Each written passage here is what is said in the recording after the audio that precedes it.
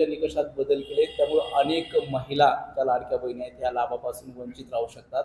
आणि आज उपमुख्यमंत्री शिंदे साहेब जालना जिल्ह्यात दौऱ्यावर आहेत।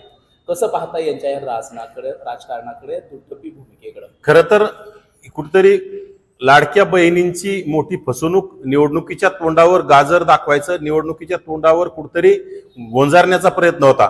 आणि निवडणूक संपली की लाखो माता भगिनींची आणि बहिणींची फसवणूक या राज्य सरकारमधील एकनाथ शिंदे ज्यावेळी मुख्यमंत्री होते त्यांनी घोषणा केली। खरं तर ते एकनाथ शिंदेने या सरकारमध्ये भूमिका मांडली पाहिजे।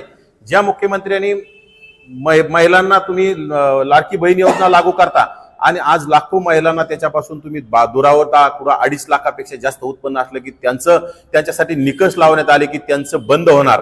आणि काही महिलांची तर अशी अफवा आहे की जे पैसे दिलेत हे सुद्धा परत वापस घ्यायचे, त्यांच्यावर गुन्हे दाखल करायचे। हे कुठेतरी तुम्ही म्हणजे समाजाला वेठीस धरायला लागले। या राज्यामध्ये अनेक महिलांनी तुम्हाला सक्का भाऊ, लाडका भाऊ म्हणून मतदान केलं आणि तुम्ही निवड काम झाल्याच्या नंतर तुम्ही म्हणजे खरं तर तुम्ही तुमची जात दाखवली राज्यकर्त्यांची, म्हणजे तुम्ही खरं तर गद्दारीची जात दाखवली।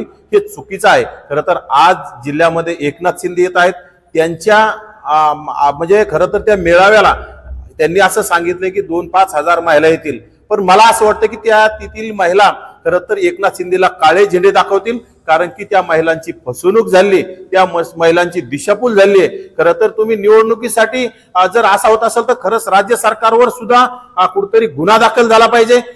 ज्यांनी हा म्हणजे ज्या मुख्यमंत्र्यांनी हे जे काढलेलं आहे आणि हे जर आता होत असेल तर त्यांच्यावर गुन्हे दाखल झाले पाहिजे। कुठेतरी तुम्ही सत्ता मिळवण्यासाठी जर लोकांची फसवणूक करत असेल तर हे येणाऱ्या काळात चांगलं नाही। एकतर तुम्ही योजना लागूच करायला नव्हती पाहिजे आणि आता लागू केली तर ती योजना बंद केली नाही पाहिजे।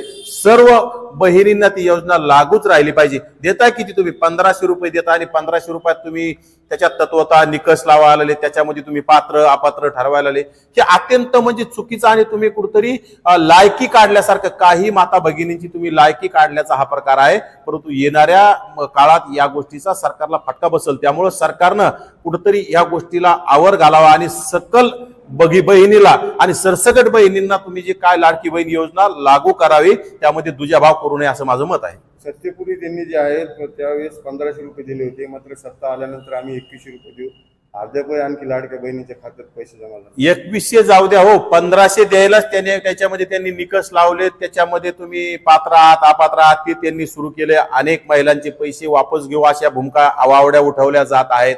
म्हणजे कुठेतरी संभ्रम निर्माण करून द्यायचा आणि योजना खरं तर मला वाटत नाही ही योजना काही दिवस चालेल। ही योजना नक्कीच येणाऱ्या काळात ही गुंडाळल्या जाईल। कुठेतरी निवडणुकापुरती ही योजना काढलेली होती आणि राज्य सरकारनं सत्ता मिळवण्यासाठी हे केलेलं योजनेचं गाजर होतं, ते गाजर आता मोडून राज्य सरकारच खाणार आहे असं मला वाटतं।